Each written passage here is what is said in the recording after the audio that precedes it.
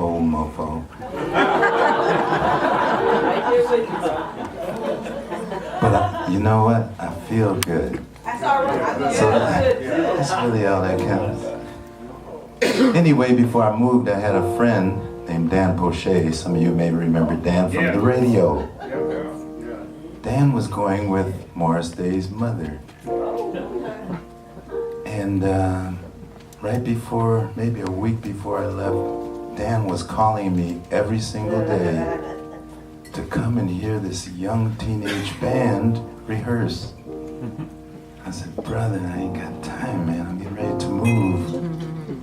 He bugged me so much that just to keep him quiet, I said, okay, I'll go over to North Minneapolis with you and listen to a teenage band rehearse.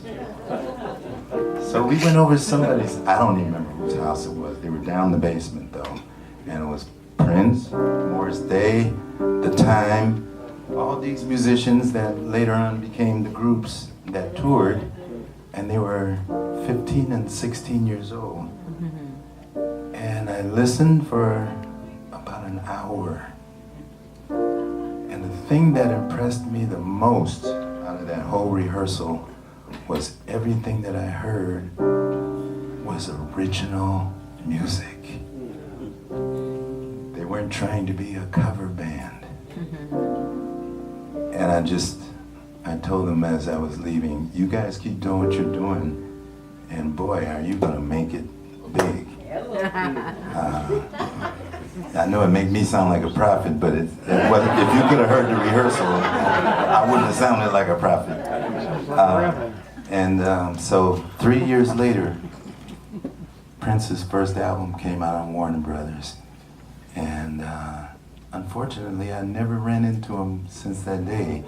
He was watching me from afar because when they were youngsters, the Blue Note over on Plymouth, y'all remember the Blue Note?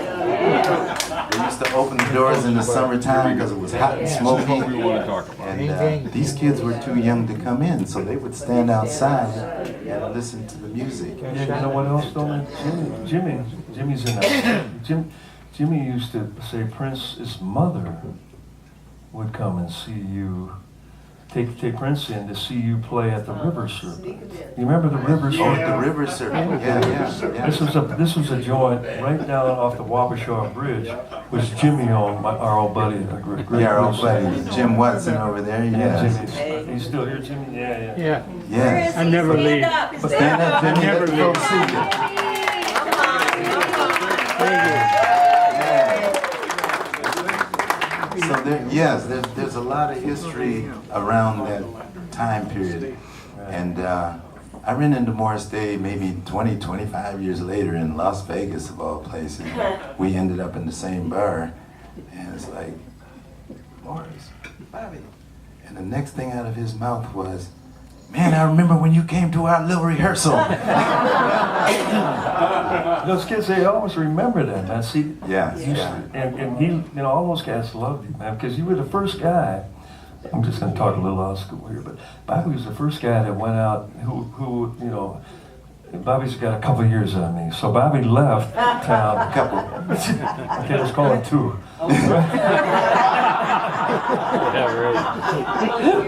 So I always looked up to Bobby, man. I used to hear Bobby and all the great joints, and when you left out there, man, we always look to you to come on, mofo, what's up?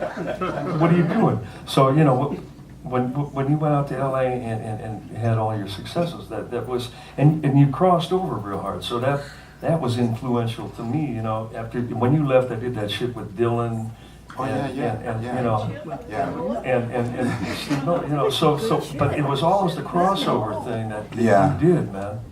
My whole thing was, you never forget where you came from. That's right. Every interview I ever did in Los Angeles, New York, wherever I was, I would tell them about my roots. I would tell them that this town was the cauldron that all the formation was taking place in.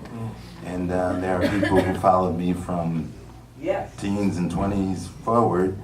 And I wouldn't have had this kind of musical background had I grown up in Los Angeles, where I could go to the beach every day. And winters in Minnesota afford much practice time. So there's something to be said for that. When you're trying to achieve something and you're trying to master an instrument. So one of the greatest joys that I have these days is I'm teaching and mentoring young people. Their parents bring them to my house. We spend an hour.